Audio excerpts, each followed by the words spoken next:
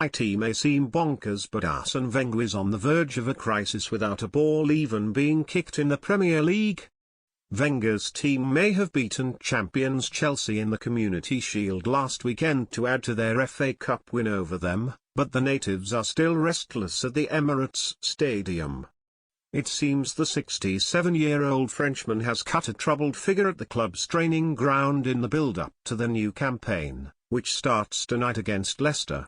Questions have been raised about the massive squad he has allowed to grow, with a large number of disgruntled fringe players hanging around who know they are not wanted anymore, and others angling for a move. There's plenty of stars with just a year left on their contracts, most notably Alexis Sanchez, Mesut Ozil, Alex Oxlade-Chamberlain, Jack Wilshere, and Kieran Gibbs.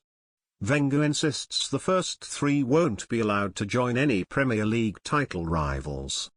They aren't exactly queuing up for Ozil, but Manchester City are desperate for Sanchez and Liverpool and Chelsea are very keen indeed on Ox.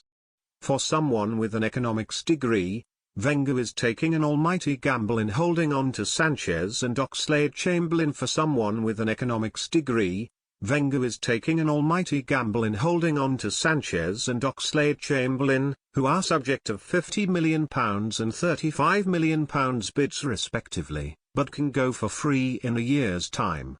Meanwhile, Wenger is holding out for £20 million for Wilshere and £15 million for Gibbs, while the likes of Mathieu Debuchy, Gabriel Paulista, Carl Jenkinson and Lucas Perez, who cost around £44 million between them, are still on the Gunners' books. It's not making it easy for the Frenchman to bring in some extra quality, as he admitted himself this week.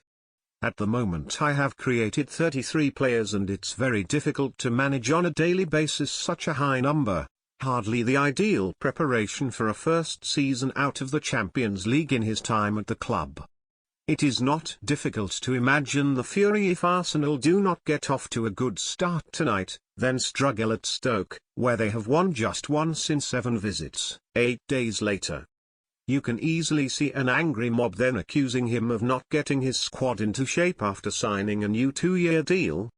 Crystal Palace kick off their season tomorrow at home to Huddersfield under new boss Frank de Boer. But it remains a head-scratcher why Sam Allardyce is not still in charge. It's worth around £170 million to earn promotion to the Premier League, and although there are parachute payments, dropping into the Championship for the Eagles would have been a hammer blow. Particularly because word has reached this column that 7 Palace players, Christian Benteke, Fraser Campbell, Bakary Sakho, Chung Yong Lee, Andros Townsend, Jason Puncheon and Steve Mandanda, have relegation clauses in their contracts ensuring they can leave if another club makes a bid which meets certain minimum criteria. The South London club picked up £115.2 million in prize money after Allardyce took them to 14th place last season on the back of a final 13 games which saw them pick up 22 points out of 39, including wins against Chelsea, Liverpool, and Arsenal. Yet in May Allardyce quit Selhurst Park saying he had no ambitions to take another job. Maybe he has not recovered from the ordeal of being axed as England manager after just one game following an undercover newspaper sting last year. The resulting police investigation has not yet been completed and the case files handed to the FA. Or maybe he has just decided to keep out of the public eye for the time being.